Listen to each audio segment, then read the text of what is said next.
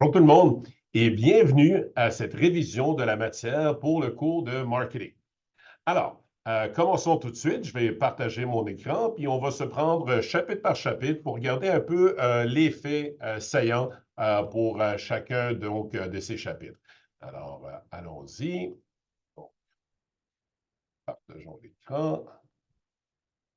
Ah, OK. Donc,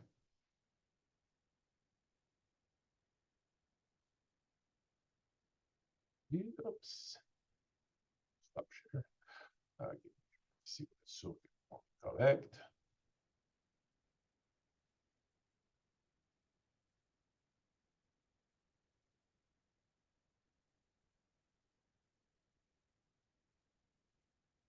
Donc, nous voilà. OK. Donc, on est dans notre partage. Donc, on est dans notre premier chapitre. D'accord?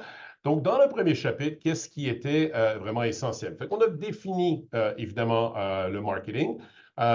Donc, l'essentiel, évidemment, ici, c'est cette création de valeur pour les consommateurs. Et on est revenu plusieurs fois sur ce thème et on s'est doté de deux modèles particuliers pour ça. Donc, on va les regarder donc, durant cette vidéo. On avait aussi évoqué un peu une leçon d'histoire où on avait différentes approches au marketing au fil, évidemment, des années, mais où certaines de ces approches sont encore en place aujourd'hui pour les organisations, donc à réviser. Et vous avez un livre, évidemment, qui décrit très bien tous ces éléments-là, mais vous les voyez dans le PowerPoint ici où j'ai un peu plus de mots. Donc, évidemment, je ne révise pas tous ces éléments-là, mais entre autres, donc, mais généralement, approche production, c'est évidemment, on cherche des grandes efficacités, des économies d'échelle, on cherche à standardiser, et tout ça, c'est intéressant pour les entreprises, mais pas nécessairement particulièrement intéressant pour les clients, à moins qu'ils n'aient pas le choix. L'approche produit, si je le bâtis, ben, les gens viendront. Ça, ce n'est pas nécessairement vrai. Et on voit beaucoup de situations dans lesquelles les entreprises, évidemment, ont connu de grands échecs. C'est la statistique de 80 de taux d'échec, par exemple, pour les nouveaux produits lancés sur un marché. Donc, l'approche vente, évidemment, une autre approche qui existe encore aujourd'hui, très bonne pour faire une vente, pas nécessairement pour faire une deuxième. Évidemment, on fait abstraction ici des ventes en interentreprise, business to business, où l'approche vente est absolument un élément essentiel de la communication marketing et où l'approche est plutôt professionnelle, consultative, collaborative, relationnelle dans évidemment dans sa configuration et où on cherche à interroger le client, identifier des besoins réels, des besoins pour lesquels on pourrait éventuellement proposer des solutions. L'approche marketing, évidemment, c'est celle qui est préconisée et qui est basée sur une bonne compréhension, évidemment, du marché et tout particulièrement les besoins et les désirs donc des consommateurs.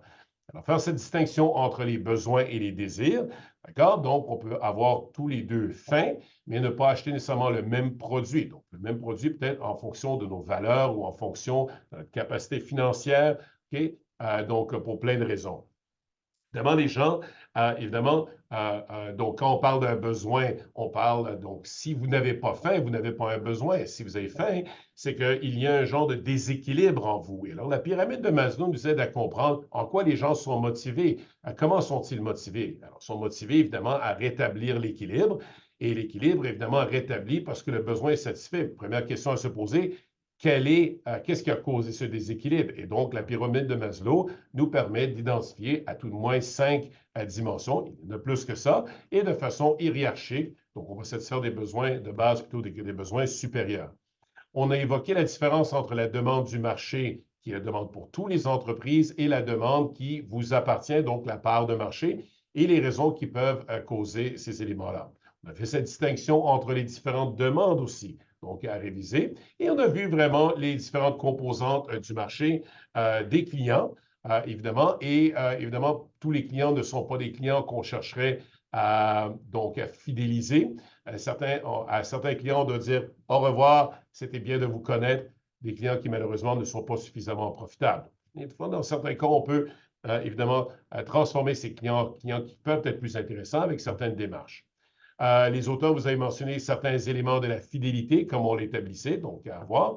Et évidemment, donc, cette analyse du marché, on la verra plutôt dans le chapitre 2 et 3, on y viendra. Et on avait parlé évidemment de l'éthique en marketing et donc de l'importance, évidemment, d'être à la hauteur de la vision, la mission de l'entreprise et les demandes dans le marché au niveau des consommateurs. Premier chapitre. D'accord? Donc, vraiment plutôt une introduction, si on le veut, pour la session. Donc, donnez-moi un petit instant pour que je partage maintenant donc notre deuxième chapitre. Alors, où est notre deuxième chapitre? Ah, bien, il est là, notre deuxième chapitre. Alors, le voici. Alors, bien ici, deuxième chapitre. Je parle à mes PowerPoint. Donc, voici le partage. Et nous voilà dans ce deuxième chapitre. Donc, la planification marketing. Alors là, on commence à regarder comment le marché, évidemment, est structuré et comment on peut commencer à voir des problèmes et éventuellement proposer des solutions. D'accord? Donc, évidemment, on va distinguer la fonction et la mission de l'entreprise. Et on est revenu, et évidemment, comme vous le savez, durant toute la session, on a fait cette distinction entre la mission et la vision de l'entreprise, évidemment, les objectifs qu'une entreprise dont elle va se doter et les stratégies et les tactiques qu'elle mettra en place et en fonction, évidemment, du problème. Donc, parfois, la solution à le problème se situe au niveau de la communication marketing. Il n'y a pas de problème avec les trois autres éléments. D'accord?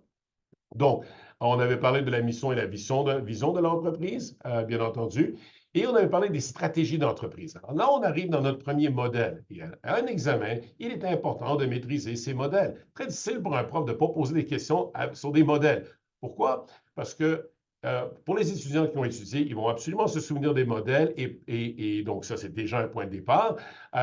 D'autres vont se souvenir des modèles et vont pouvoir les appliquer pour répondre à des questions. Alors, en se servant de ce modèle, comment vous régleriez ce problème? Alors là, ben, vous vous souvenez du modèle et évidemment, vous pouvez le mettre en place. C'est comme un outil. Donc, comme un plombier, vous devez maîtriser les outils pour arrêter les fuites. Et ces modèles sont là pour ça. Donc, à travers toute notre révision, ce sera très important quand vous voyez des modèles comme ça, de les maîtriser.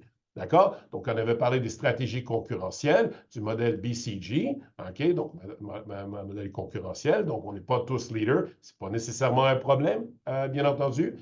On avait parlé du modèle d'ANSOF, donc la stratégie de développement que vous connaissez bien, donc en fonction de est-ce que c'est un nouveau produit ou un produit actuel et est-ce que le marché est nouveau? Et on avait mentionné que le modèle ANSOF, l'élément essentiel dont à se souvenir de ça, au-delà de ce que vous voyez déjà dans le PowerPoint, c'est le degré de risque auquel l'entreprise s'expose. Donc, lorsqu'une entreprise cherche à faire une pénétration de marché, donc, vous pouvez imaginer que c'est comme un Tim Hortons. Donc, le Tim Hortons donc, ont une succursale sur un coin de rue et peut-être à 2-3 coins de rue, ils ouvrent donc autour de ce magasin des magasins satellites qui sont dans des stations-service. On appelle cela la pénétration de marché. Essentiellement, je cible la même clientèle avec le même produit au même prix, ainsi de suite.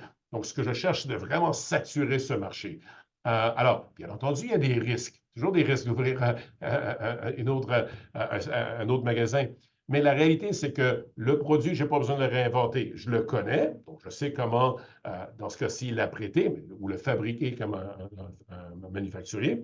Et puisque la clientèle est la même, ben, je les connais, je connais leurs besoins, je connais leur pouvoir d'achat, je connais comment ils perçoivent ma marque. Donc, ce n'est pas une nouvelle clientèle. Donc, les risques sont vraiment très modérés, contrairement, évidemment, à une stratégie de diversification. Donc, quelque chose à réviser, évidemment. Okay? Donc, on s'est doté de beaucoup, beaucoup d'exemples à cet égard. Et après tout, après ça, il y a le modèle BCG. On se souviendra que BCG, c'est le Boston Consulting Group, qui s'est doté d'un modèle relativement simple, on pourrait aller beaucoup plus loin, mais qui regarde des unités stratégiques d'entreprise, qu'on appelle des Strategic Business Units pour des entreprises. On pourrait quasiment appeler ça des lignes de produits. Hein? Donc, est-ce que là, je vends des bas, puis je vends des chemises, puis je vends aussi peut-être des cafetières? Okay?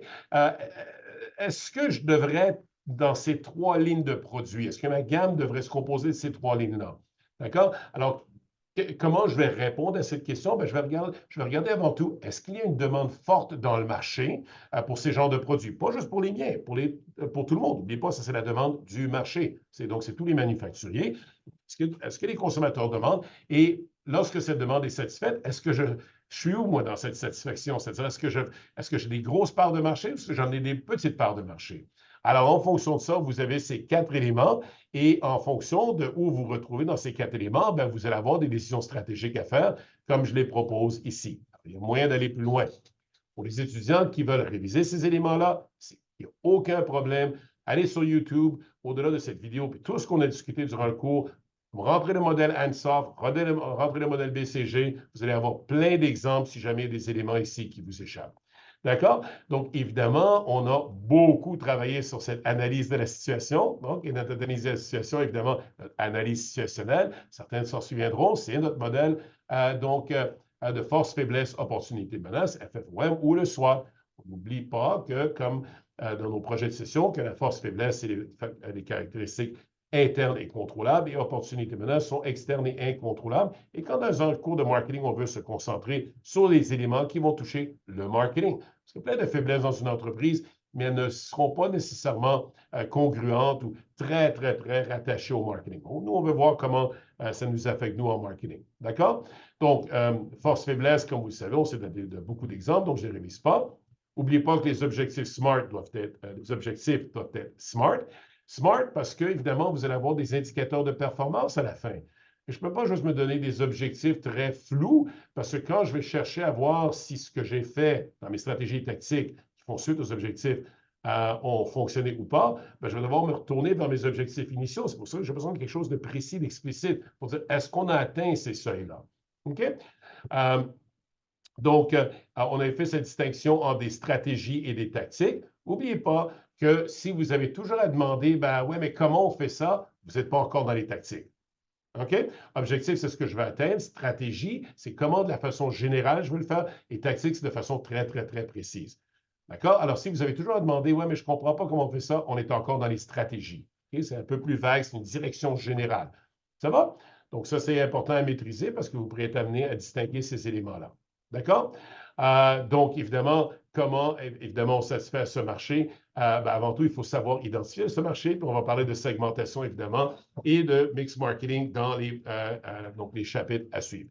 Donc, évidemment, les indicateurs de performance ici à la fin peuvent faire l'objet d'un contrôle approfondi, donc, ou encore juste un tableau de bord, quelque chose de relativement superficiel, qui nous dit quoi, mais ne nous dit pas nécessairement pourquoi.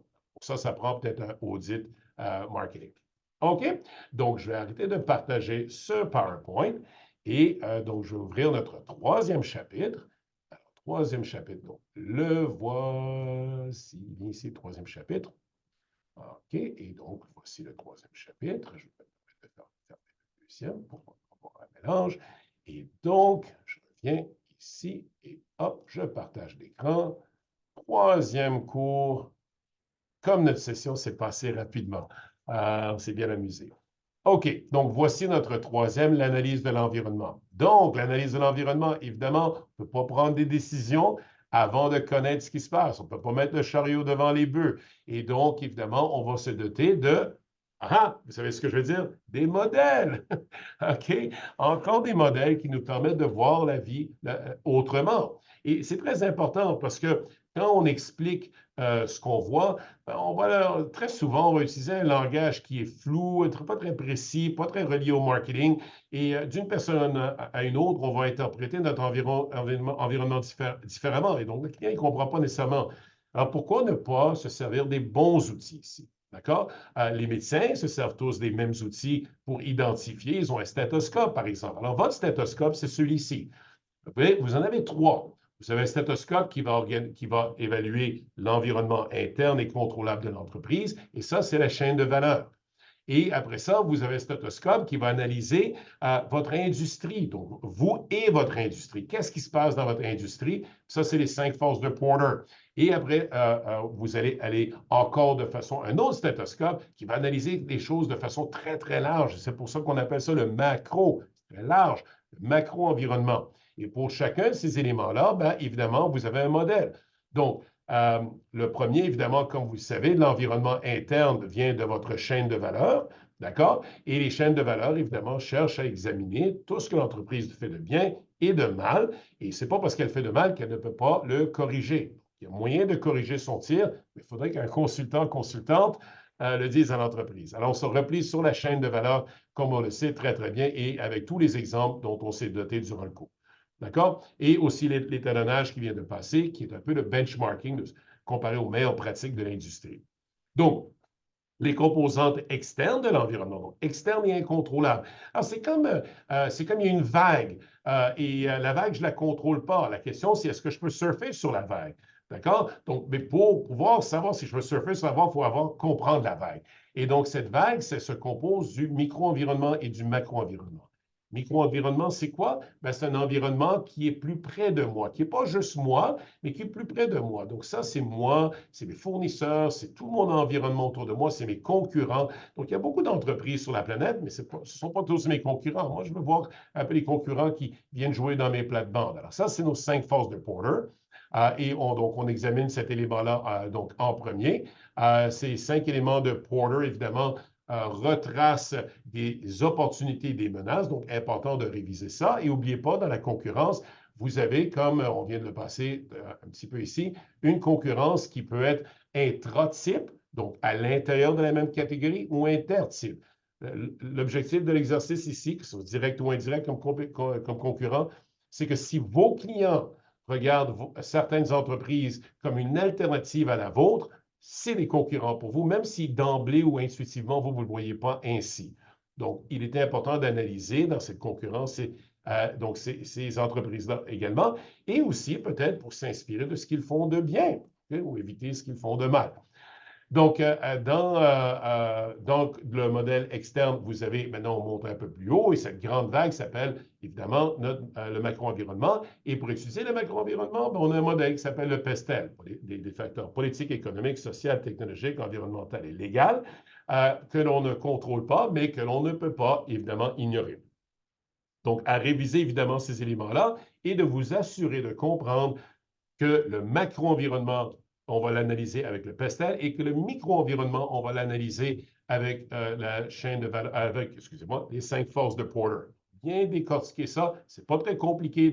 Vous avez des plans, vous avez plein d'images ici dans mes PowerPoint pour bien situer ça visuellement. Vous n'avez pas un examen sans comprendre qu'en haut, vous avez les forces et les faiblesses et qu'elles sont mesurées par la chaîne de valeur et jusqu'à un certain point par l'étalonnage et les opportunités menaces qui, elles, analysent le micro-environnement avec les 5 forces de Porter et le macro-environnement avec le PESTEL. Si vous voyez ça dans votre tête et que vous êtes capable d'identifier ces éléments-là dans un cas, vous êtes absolument prêt pour l'examen. D'accord? Donc, voilà, donc là, notre modèle PESTEL, et on s'est donné tout genre d'exemples ici, donc très important à réviser. C'est un modèle qui va revenir très souvent durant vos études. Et on avait regardé évidemment la recherche, c'est-à-dire le système d'information marketing, qui, lui, évidemment, ben, c'est l'outil qui va vous permettre donc de nourrir justement votre analyse. C'est bien beau de dire, bon, ben, je vais aller chercher des données économiques ou des données sur les consommateurs, mais sont où ces données-là? Donc, parfois, ces données-là, elles existent. Parfois, elles n'existent pas dans la forme que vous le cherchez. Si elles existent, c'est des données secondaires. Si elles n'existent pas, c'est des données primaires. Et donc, on va faire de la recherche de données secondaires ou de la recherche de données primaires. Dans le cas où on fait des recherches de données secondaires, ben, on peut chercher des données secondaires qui sont internes à l'entreprise, évidemment, donc comme une historique de vente, donc des éléments qui sont composés, qui sont intégrés dans votre base de données, par exemple, mais ça peut être aussi des données secondaires externes qu'on appelle intelligence marketing. D'accord? Donc, ça, c'est comme la recherche que vous avez faite pour votre projet de session. Et si malheureusement, vous n'avez pas suffisamment d'informations dans ces deux éléments-là, ben, vous allez faire de la recherche primaire. Ce qu'on ne cherche pas à faire si on a déjà toutes les données. Cette arborescence, ici dans ce PowerPoint, vous donne vraiment une bonne explication de ça. Donc, évidemment, à réviser que lorsqu'on fait de la recherche et en fonction de la problématique, la question, l'hypothèse qu'on cherche à remplir, à satisfaire, de temps en temps, on ne comprend pas ce que l'on ne comprend pas. On vogue vraiment dans l'inconnu et là, ça prend une recherche exploratoire. Vous ne pouvez pas commencer à poser des questions sur des dimensions si vous ne connaissez pas c'est quoi ces dimensions.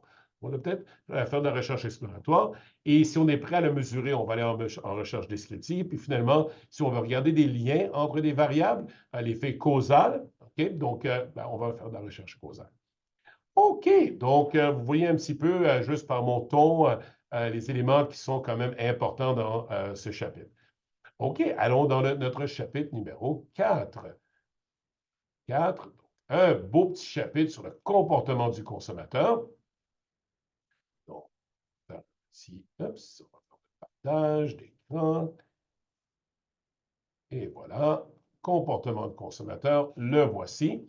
Donc, comportement de consommateur, évidemment, ce qui est important de comprendre ici, c'est à la base que c'est une séquence que l'on présente comme une séquence logico-rationnelle. On a déjà vu que ce n'est pas toujours le cas.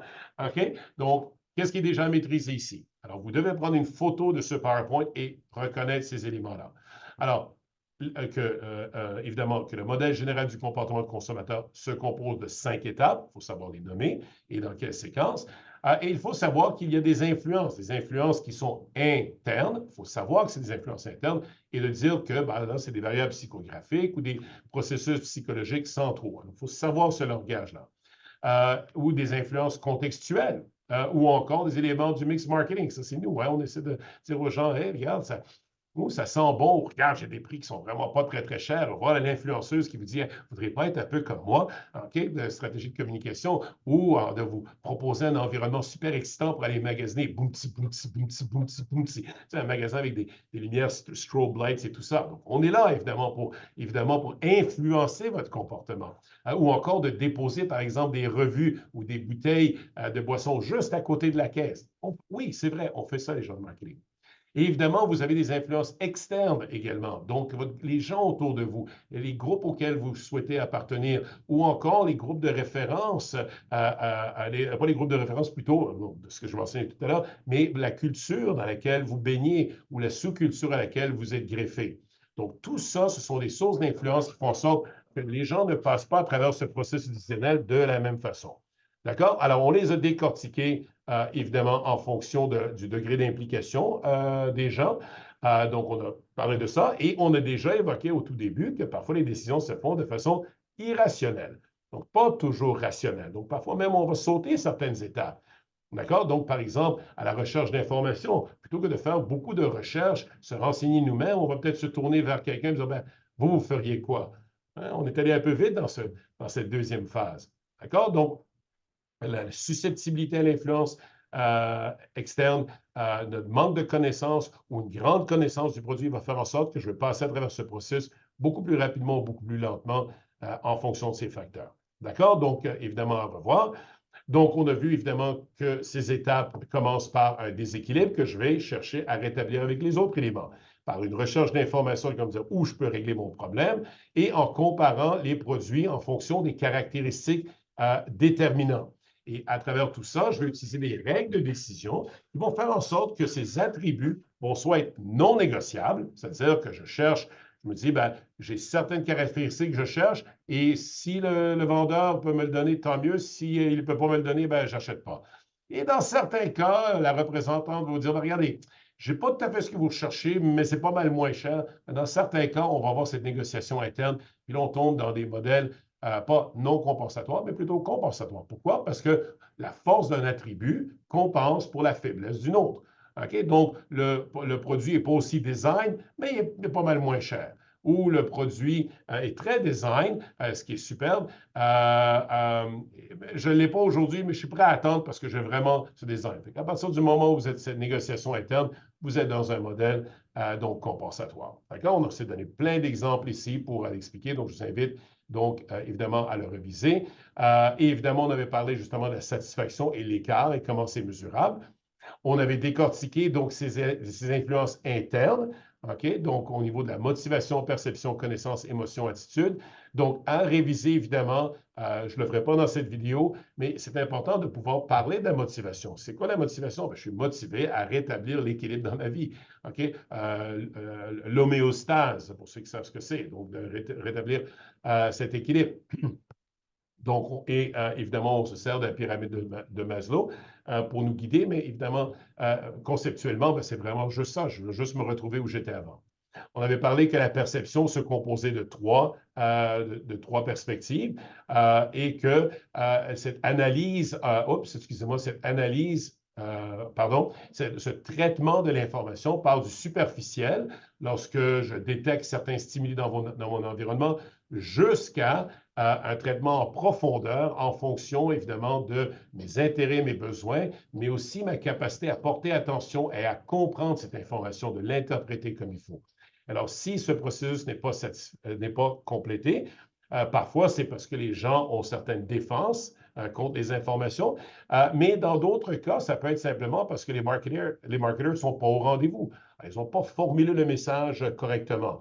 Donc, il y a plusieurs éléments ici au niveau théorique qui peuvent paraître théoriques, mais qui, dans la vraie vie, expliquent tout à fait pourquoi les gens n'ont pas acheté le produit. Donc, s'il vous plaît, à réviser. Tous ces éléments sont dans votre livre en plus grand détail. Et pour ceux qui n'ont pas le livre, tout ça, tous ces éléments-là se retrouvent assez facilement sur des vidéos YouTube. Et évidemment, je vous encourage donc évidemment à avoir le livre. Évidemment, dans cette interprétation, on avait parlé justement des inférences. Donc, c'est de compléter, c'est comme compléter un puzzle avec un morceau qui manque. OK? Donc, on essaie de tirer des conclusions à partir d'informations incomplètes. On fait ça tous les jours.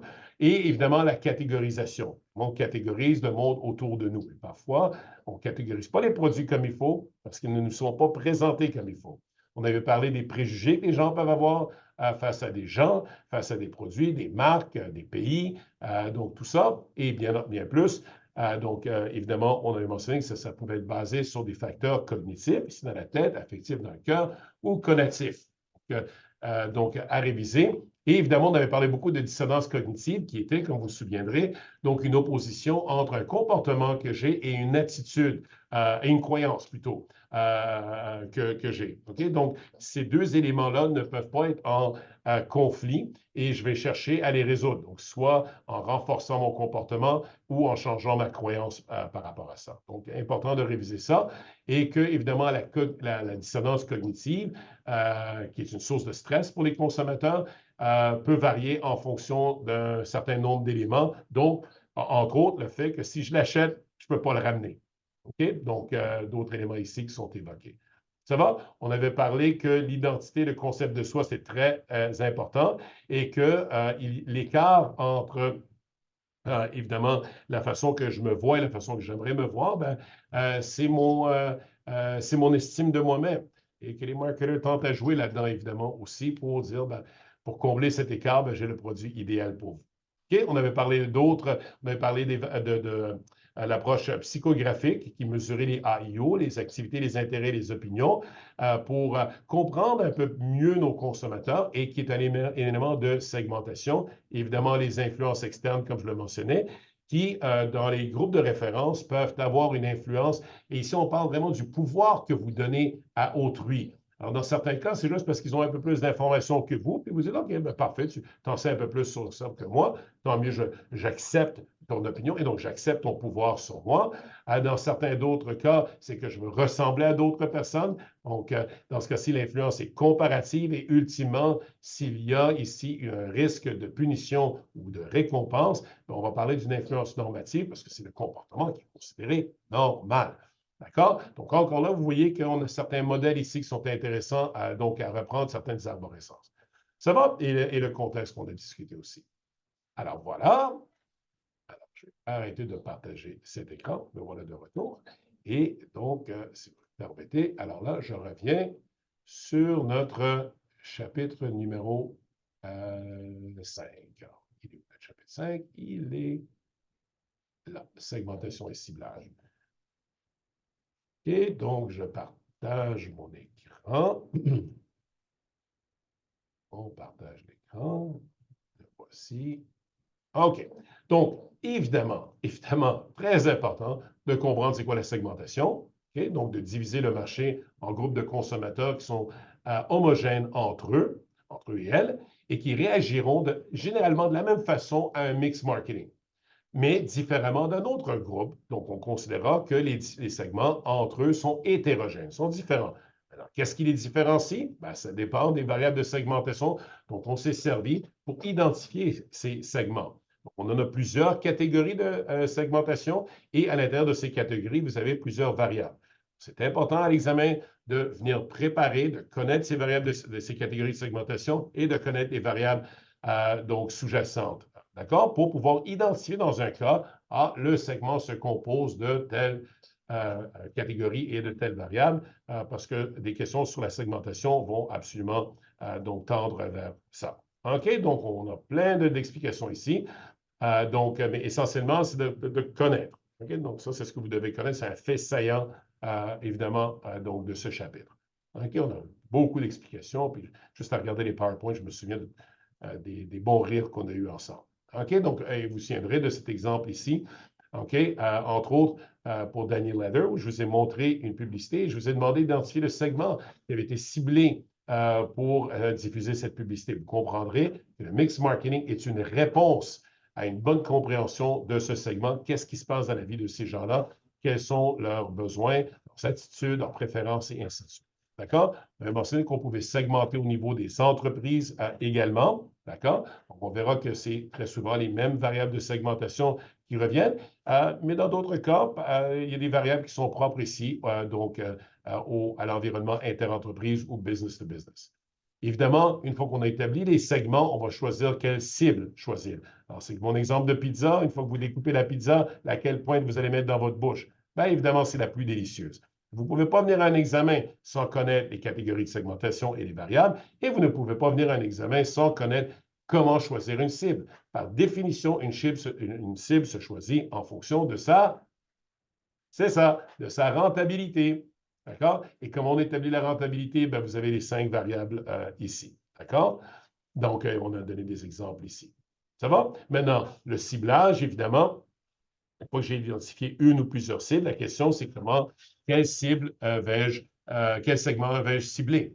Donc, un marketing agrégé ou du mass marketing, c'est d'identifier qu'il y a en fin de compte différents segments. Donc, peut-être un pouvoir d'achat qui est différent entre les segments ou des besoins qui sont un peu différents ou ils habitent dans différentes régions. Ça dépend des variables de segmentation, donc mises à profit. Mais peu importe, je leur envoie tous le même mix marketing. Alors, c'est généralement de briser une règle d'or, mais il y a des entreprises qui le font. D'accord? Donc, par leur domination du marché, par le fait qu'ils sont capables de le vendre vraiment à bas prix, par une marque de commerce qui est très, très forte parfois, mais il n'y en a pas énormément. D'accord? La plupart des entreprises, lorsqu'ils vont cibler plusieurs segments, vont le faire avec un mix marketing qui est distinct pour chacun de ces segments. Qui est distinct comment? Ben, peut-être juste par le prix ou juste par le produit. Ou peut-être je vais avoir exactement le même prix, je vais avoir exactement le même produit, je vais vendre au même prix, mais je vais juste changer l'influenceur ou l'influenceuse pour chacun de ces segments. D'accord? Je choisirais rien d'autre. Un influenceur, une influenceuse un peu plus vieille, un peu plus jeune, avec différentes caractéristiques. Parce que mes consommateurs dans ces segments s'identifieront à un influenceur, une influenceuse, mais pas nécessairement à une autre. D'accord? Bien entendu, je peux varier plus qu'une variable, évidemment, du mix marketing aussi. D'accord? Marketing segmenté. Alors, on a encore plusieurs segments, mais ici, je délaisse quelques segments. Est-ce qu'on devine pourquoi? Pourquoi on délaisse certains segments? Ben, vous le devinez, parce que ces segments ne sont pas suffisamment rentables pour l'entreprise. Pourquoi ne sont-elles pas rentables? Ben, probablement parce que l'entreprise a réalisé qu'il y a trop de concurrence, peut-être il n'y a pas de croissance dans ce marché, que peut-être l'entreprise n'a pas les forces pour profiter de ça, ou encore qu'elle doit trop changer sa façon de faire. D'accord?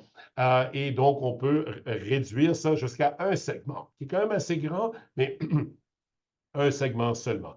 Ou encore, donc la différence entre marketing segmenté et créneau ici, où vous avez juste un segment, c'est que créneau, il est très petit. Alors, c'est des gens avec des demandes spécifiques, des gens dont les besoins sont tellement mal desservis par les entreprises que vous arrivez vous arrivez et vous proposez une solution originale qui répond mieux à leurs besoins que les autres entreprises. Vous avez moins de clients, mais ces clients sont généralement prêts à payer plus cher pour votre produit ou votre service et risquent de devenir beaucoup plus fidèles. Évidemment, on se souviendra que ça n'empêche pas les grandes entreprises de se lancer aussi dans le marketing de créneau. OK? Donc, quelques autres exemples à l'international et le marketing personnalisé qui est vraiment individuel. C'est pas un groupe de gens. Et évidemment, au fil des années, on peut changer de cible parce que le contexte a changé, parce que l'entreprise a changé sa mission, vision, pour une multitude de raisons. Ça va? Parfait. Alors, on ouvre maintenant notre prochain chapitre, qui est le chapitre sur le positionnement, la différenciation. Alors, ouvre-toi Sésame. Alors, que voici. Ici. Allez, positionnement et différenciation. Ah, voilà. Alors, je partage donc mon écran. Hop, hop. Et voilà, positionnement et différenciation. OK, donc positionnement et différenciation, un petit chapitre, mais très intéressant et très important. D'accord? Alors, positionnement, c'est quoi? C'est c'est comment, quand lorsque les gens pensent à moi, à quoi pensent-ils? Et est-ce que c'est ce que je veux qu'ils pensent? Donc, on verra ici, et évidemment, tout ça en fonction de la concurrence. Donc, l'essentiel de ce chapitre est de comprendre la différence, donc cette notion ici de positionnement réel et positionnement souhaité. Alors, on comprend que certaines entreprises, le positionnement qu'ils souhaitent, donc dans l'esprit des consommateurs, c'est ce que les gens pensent aussi. Et alors ça, c'est parfait, il n'y a pas d'écart, mais ce n'est pas le cas pour toutes les entreprises.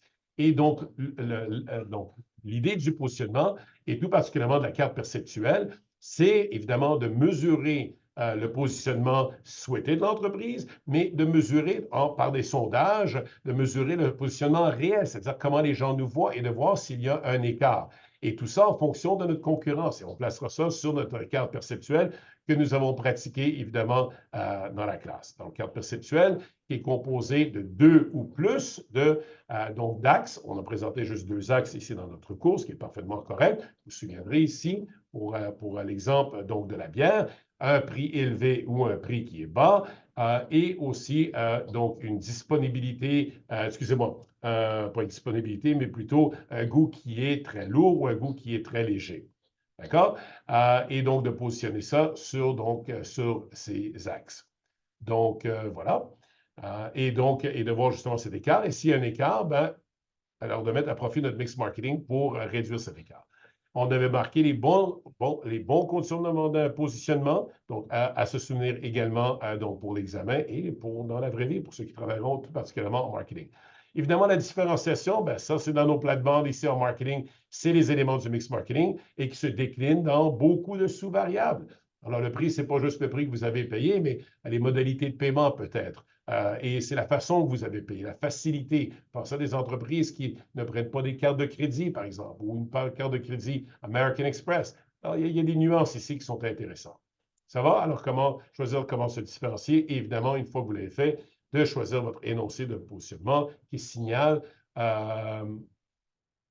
donc, qui signale évidemment à tous les intervenants qui vous êtes et quel est votre avantage concurrentiel. D'accord? Donc, allons un petit peu dans l'innovation par l'offre. Donc, dans l'innovation par l'offre, on partage ça. Et voilà. Donc, un chapitre hyper intéressant qui se décline dans 2 grandes catégories. Un qui était l'innovation. Et on avait mentionné que l'innovation, ce n'est pas nécessairement quelque chose qui était particulièrement facile. On avait mentionné que beaucoup de produits connaissent des échecs, qu'il y a essentiellement beaucoup d'analyses à faire avant de lancer un produit et qu'on doit regarder évidemment ce qu'on fait de bien et de se mesurer évidemment contre les gens, les compétiteurs dans le marché pour s'assurer de se différencier.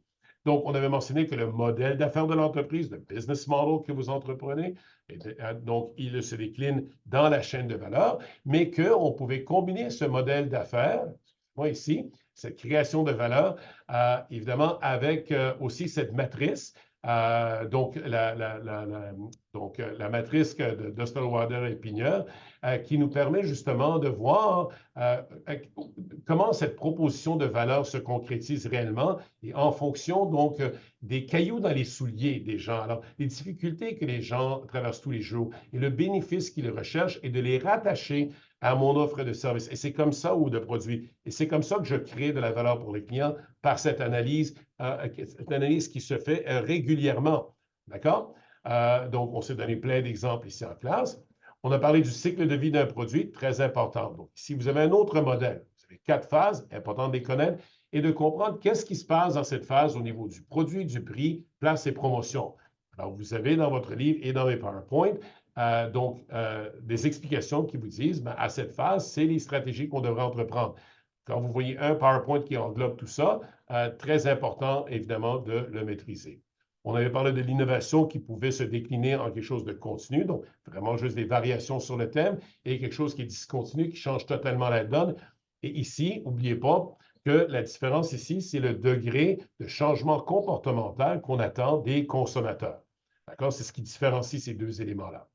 on avait parlé que certains consommateurs étaient beaucoup plus ouverts à l'innovation et que ces gens-là, on les appelait des innovateurs, ces gens qui achètent le produit en premier. La particularité de ces gens-là, c'est qu'ils sont prêts à acheter une innovation, même quand cette innovation n'est pas établie dans le marché et même quand cette innovation, un produit ou service n'est pas encore complet. Il est peut-être encore dans une version bêta, mais ils le veulent en premier. Les adopteurs précoces, très, très similaires. Ils sont aussi parmi les premiers. Par contre, ces adopteurs précoces vont vouloir une solution complète. Le produit, il doit être vraiment, donc, il doit être dans sa forme finale, avec les garanties. Alors, et ce sont des gens aussi qui sont, comme les innovateurs, très catégoriques, spécifiques, qui sont spécifiques à une catégorie de produits. Mais ce sont des gens qui sont plus aptes à partager donc leur point de vue.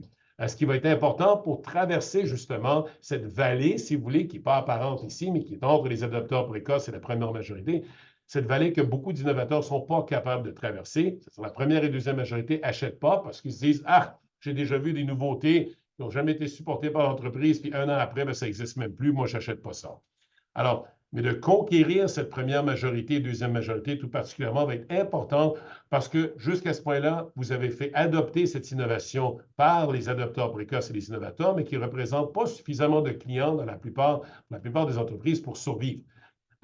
Si vous voulez diffuser ça dans la société, il va falloir que vous ayez beaucoup plus de consommateurs. Puis ça, c'est votre première, deuxième majorité. Et les troisième majorité. Les retardataires, évidemment, achètent lorsqu'ils n'ont plus le choix. Donc, important de réviser qu'est-ce qui distingue ces éléments-là. Alors, lorsqu'on voit une innovation, même si on cherche ce genre de produit, et à l'écart, évidemment, ici, même à l'exception faite donc de nos budgets, il y a ici des freins à l'adoption de l'innovation. Et elle se décline dans 5 catégories. Oups, un autre modèle. Donc, il faut que le produit produise un avantage relatif à quoi? Au produit que j'utilise présentement.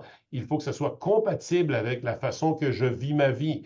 Il faut que je puisse l'essayer pour déterminer si ça fonctionne et pour réduire mes risques fonctionnels, par exemple. Il faut qu'il y ait un caractère observable. Je ne veux pas nécessairement être le premier. Alors, je veux réduire peut-être mon risque social. Okay? Je veux le voir dans la communauté avant de le porter moi-même, par exemple. Et ultimement, il faut qu'on me prouve que le produit n'est pas trop complexe. Plus que le produit est complexe, moins que je vais m'en servir.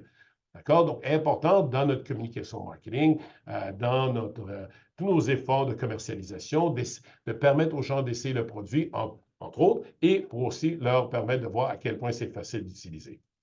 Alors, n'oubliez pas qu'une distinction des produits et des services, c'est qu'un est tangible et l'autre est intangible, ce qui fait les services qui rend des services avec des dimensions tout particulières. Vous les avez ici. Et donc, n'oubliez pas que ces 4 variables sont importantes donc, à réviser pour l'examen et de pouvoir les expliquer. D'accord? Pour les dimensions du produit, ce PowerPoint est extrêmement important parce qu'il vous mentionne que c'est à partir de ce modèle qu'une entreprise peut identifier comment elle va se distinguer, se différencier de ses compétiteurs. Alors, la première façon, évidemment, c'est de s'assurer de créer un bénéfice pour les consommateurs. C'est de bien comprendre quel est le besoin que les gens recherchent. Après ça, évidemment, donc la deuxième sphère, ce sera le produit central. On verra que ces éléments-là peuvent donner un avantage concurrentiel à une entreprise plutôt qu'à une autre. Et dans d'autres cas, ce sera vraiment même pas le besoin, même pas le produit central, mais donc le produit, pardon, l'élément périphérique qui va vraiment donner l'avantage concurrentiel. Alors, un service après-vente, installation garantie. Donc, si vous vous demandez comment une entreprise peut se doter d'un avantage concurrentiel ou d'identifier des problèmes ou les régler en se servant justement de ce modèle, ben, voici la réponse. Donc, tout ça, c'est décortiqué et donc pour chacun de ces éléments-là, ça vous donne des pistes de réflexion pour voir comment vous pouvez évidemment hausser votre tête au-delà des gens qui tentent de vous shipper vos clients, les attirer. OK? Donc, voilà. Alors, n'oubliez pas que, évidemment, la gestion d'un portefeuille de produits est importante, tout particulièrement, évidemment, pour des entreprises qui ont plus qu'un produit.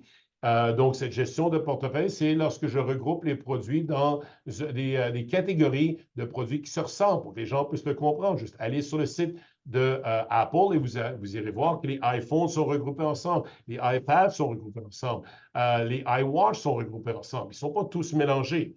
Alors ça, on le fait parce que ben, c'est plus facile pour les consommateurs de comprendre et d'assurer une comparaison. C'est plus facile pour les gestionnaires de gérer aussi ça. Donc, de gérer la différence entre les produits d'une même ligne ou les produits ou la complémentarité parfois entre différentes lignes de produits. Et donc, tout ça, ça se réduit dans un vocabulaire qui est important à maîtriser. C'est quoi donc la longueur d'une ligne? C'est l'ensemble des variations sur le thème, d'accord, des variations sur les produits. La largeur de la gamme, c'est l'ensemble des lignes d'un produit. Alors, c'était donné un exemple ici avec Apple, donc à réviser. Et évidemment, les risques inhérents, évidemment, à une ligne de produit. C'est d'avoir peut-être trop de variations, trop peu. Et évidemment, la cannibalisation est un risque réel, donc à réviser. On avait parlé aussi de la valeur et l'importance d'avoir du branding, le capital de marque et quelle est l'importance pour l'entreprise. Et donc, quelle stratégie peut-on mettre à profit? Donc, on voit ici qu'on a une marque parapluie. Tous les produits portent le nom de l'entreprise. Et donc, quel était l'avantage et le désavantage, évidemment, ici? Donc, évidemment, la notoriété positive de l'entreprise est donc répartie sur tous les produits. Mais c'est un couteau à double tranchant parce qu'un événement négatif peut aussi venir envenimer la perspective, la perception de la qualité pour tous les produits de l'entreprise, contrairement à une marque, maison de marque, où l'entreprise vraiment porte une marque différente pour chaque produit. Avantages et désavantages de ce côté-là aussi. Alors, n'oubliez pas, pour le capital de marque, vous avez certaines stratégies ici qui varient en fonction, évidemment, de si la marque, elle est nouvelle ou existante, et si je lance un nouveau produit ou non. Alors, vous avez l'extension de ligne, l'extension de marque, l'approche multimarque et nouvelle marque, un autre modèle à absolument maîtriser pour l'examen. Vous n'êtes pas à l'examen sans avoir maîtrisé ça. OK? Donc, on en avait beaucoup parlé. D'accord? Cycle de vie. Et donc, vous voyez ici, par exemple, au niveau du produit, comment je peux gérer ce produit en fonction du cycle de vie d'un produit. Vous avez ces mêmes éléments-là pour, par exemple, et donc, vous l'avez ici, produit, prix, communication, distribution. Ce PowerPoint, ce modèle, très important à comprendre. D'accord? Alors, je ferme ce PowerPoint un petit instant. Hop, stop share. OK, et je reviens. Donc, ce ne sera pas très, très long dans notre stratégie de prix.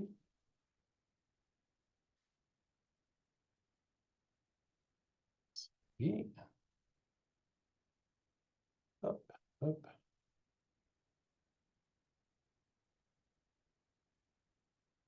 Voilà. OK. Alors, au niveau du prix, on se souviendra que, évidemment, une des premières questions qu'on va se poser, c'est qu'est-ce que je cherche à accomplir avec le prix?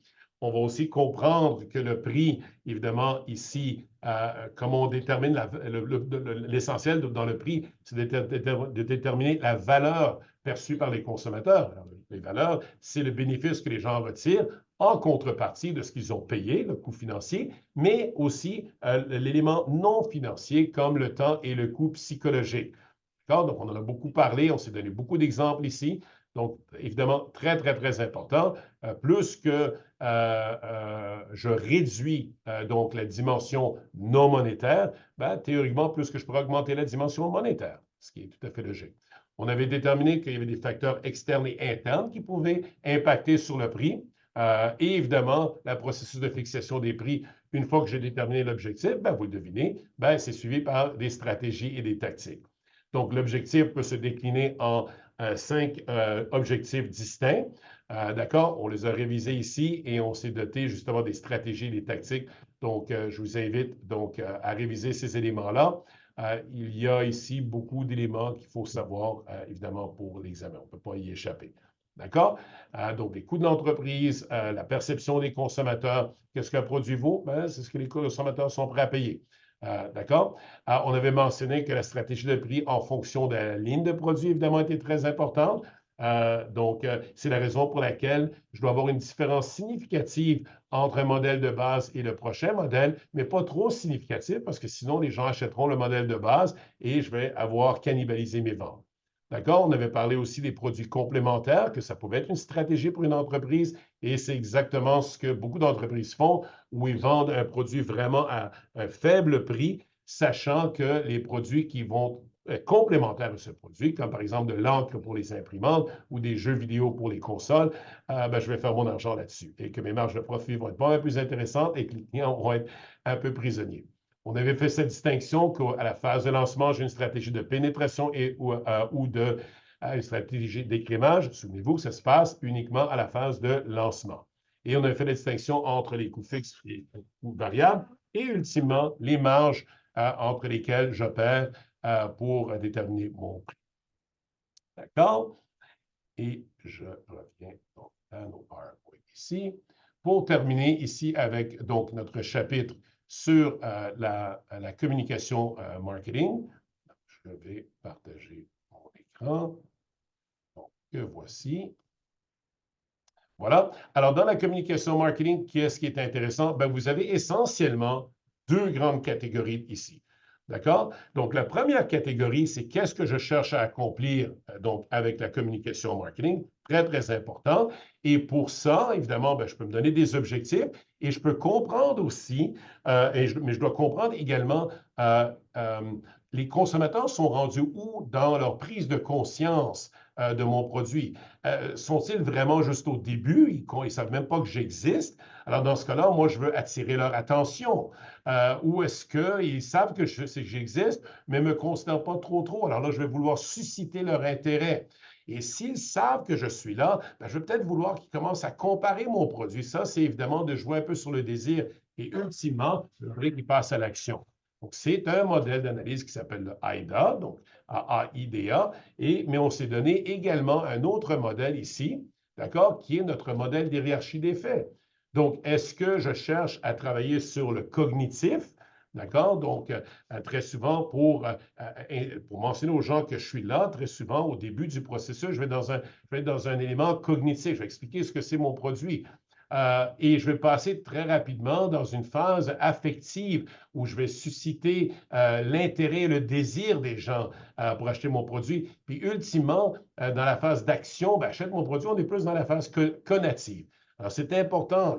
Je pense qu'on a très peu de modèles ici dans le cours de marketing pour la communication marketing, mais en voici un, donc très important de le maîtriser pour parler intelligemment de ce modèle. Ça va?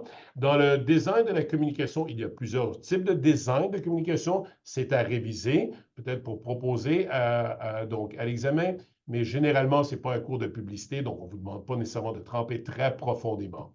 Par contre, c'est important de comprendre que pour pour faire de la communication marketing, bien, il faut de l'argent. Et pour ça, il faut établir un budget. Il y a 4 façons de le faire. Voici un autre modèle donc à voir.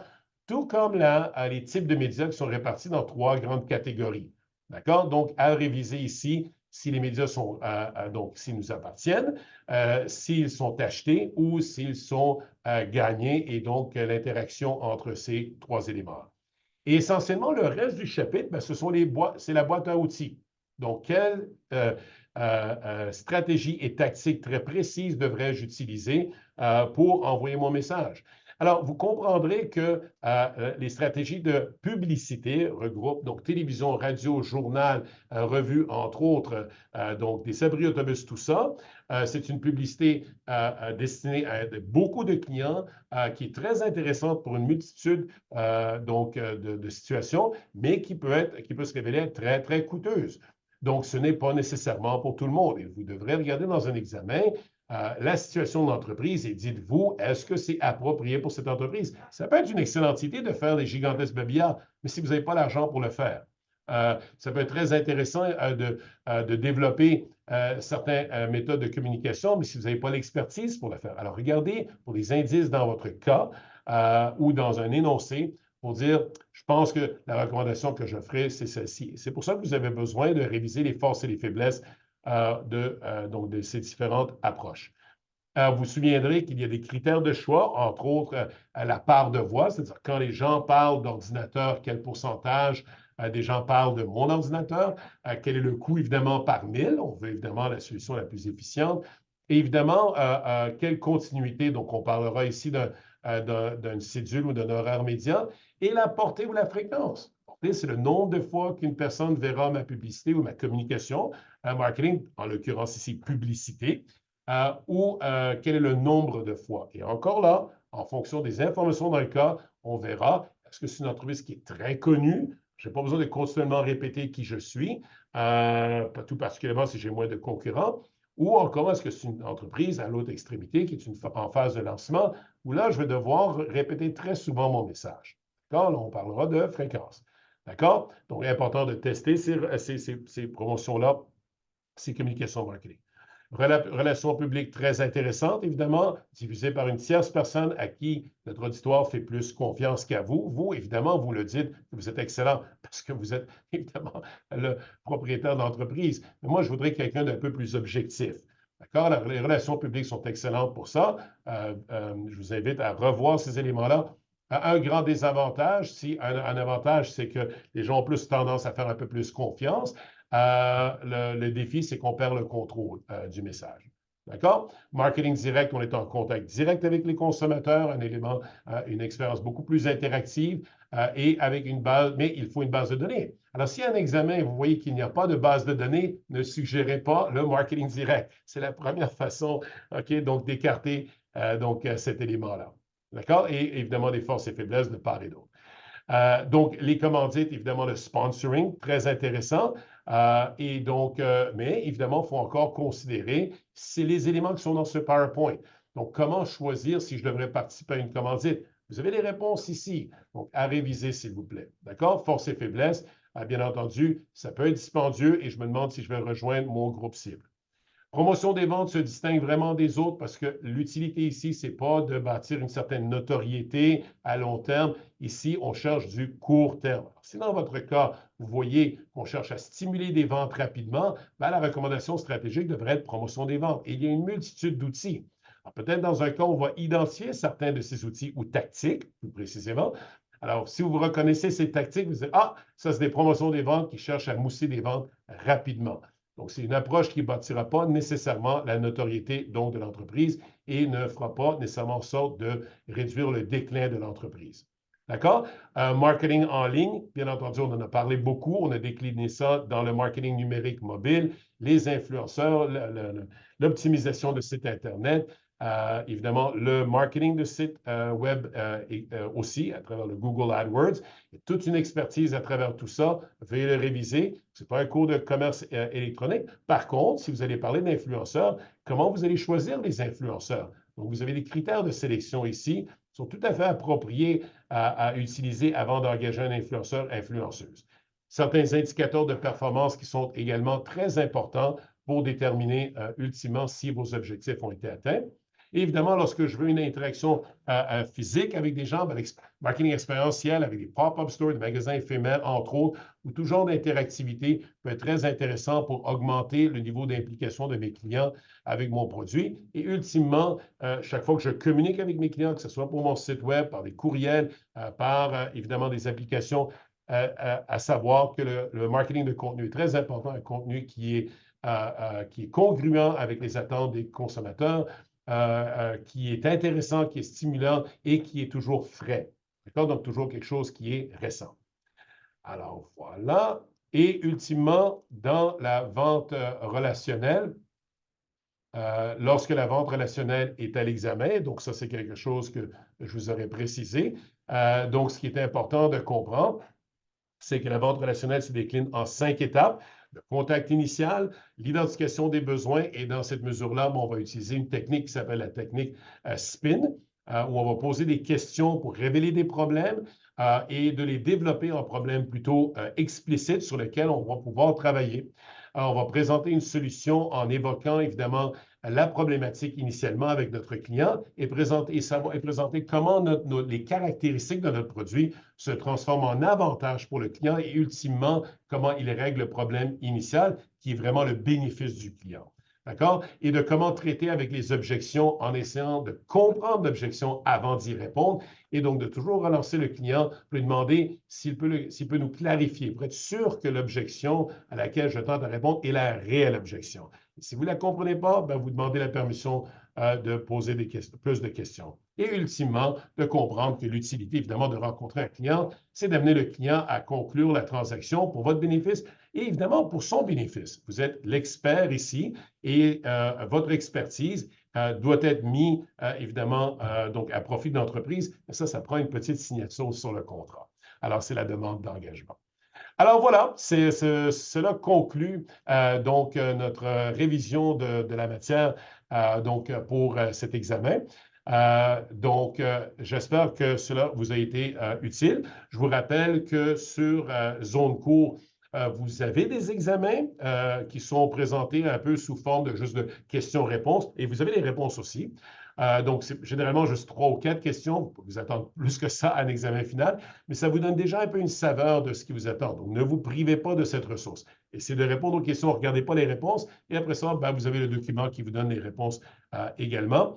Je vous invite, ne vous gênez pas, donc en toute humilité, de vous tourner aussi vers YouTube pour aller voir un peu d'autres exemples des différents modèles de SWOT, des modèles, modèles de développement, les stratégies de développement, stratégies de concurrence, ou peu importe tous les autres modèles qu'on a regardés, pour mieux vous préparer donc pour l'examen. Et n'oubliez pas qu'à l'examen, toujours bien comprendre que parfois, la question est composée de 2 questions, nommer et identifier. Donc, faites bien sûr de faire ces éléments-là pour ne pas perdre. Alors, ça m'a fait grand plaisir de vous donner, de vous préparer cette vidéo et de venir conclure notre cours. Et je vous souhaite un excellent examen et bien entendu une bonne continuation de vos études. Au revoir.